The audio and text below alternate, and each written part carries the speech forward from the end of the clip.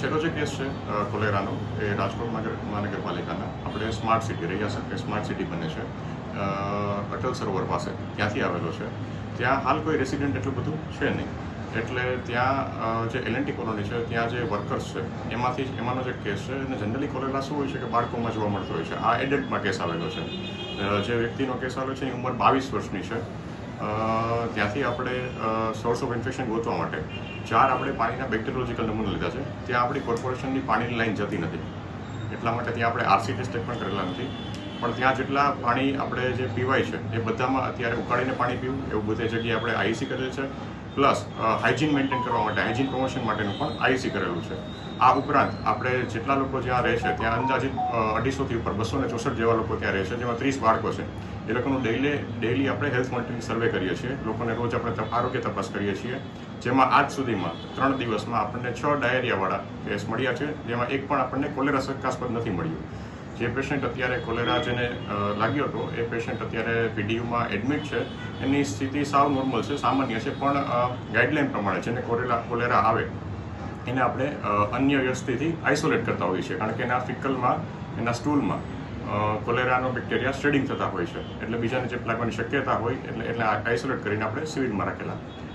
Cholera એવું કહી શકાય કે તમને દિવસમાં 40થી 60ની વચ્ચે તમને ડાયરિયા અથવા ઉલટીના એપિસોડ આવે, જેમાં કારણે બાળકોમાં ડિહાઇડ્રેશન થાય અને મૃત્યુ થવાના સંભવિત કારણો હોઈ શકે.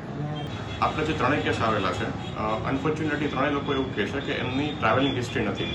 અને આપણે જે આની પહેલાં જે કેસ આવેલા હતા એ સિટીમાં આવેલા હતા, લોહાનગર વિસ્તારમાં આવેલા હતા, જે આપણા કોર્પોરેશનનું પાણી આવતું હતું. એ જગ્યાએ આપણે આરસીના ટેસ્ટ કર્યા હતા. અને આ જે કેસ છે અલગ જ છે. આ આપણે રાજકોટ કોર્પોરેશનમાં છેવાડા બાજુ આવેલું છે, જ્યાં આપણે સામાન્ય વસ્તી નથી.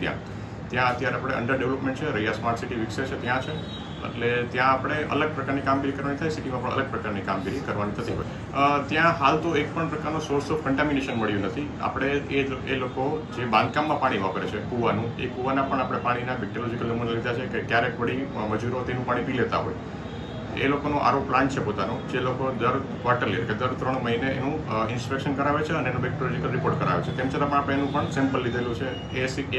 એ ઉપરાંત એ લોકો એક પાણીના કેરબા મગાવે છે, એનું પણ આપણે સેમ્પલ લીધેલું છે. આ ઉપરાંત એ લોકો જે નાવામાં પાણી વાપરે છે એનું પણ આપણે સેમ્પલ લીધેલું છે, જેનું રિઝલ્ટ અવેટેડ છે. રિઝલ્ટ આવી જાય પછી આપણને સોર્સ ઓફ કન્ટામિનેશન તમને ખ્યાલ હોય તો આપણે એસટીપી પ્લાન્ટ છે એની પાસે, ત્યાં સીવેજનું પાણી ભેગું થાય, ત્યાંથી કંઈક માછલી લઈ આવી માછલી ખાતા હતા, એવું બધું.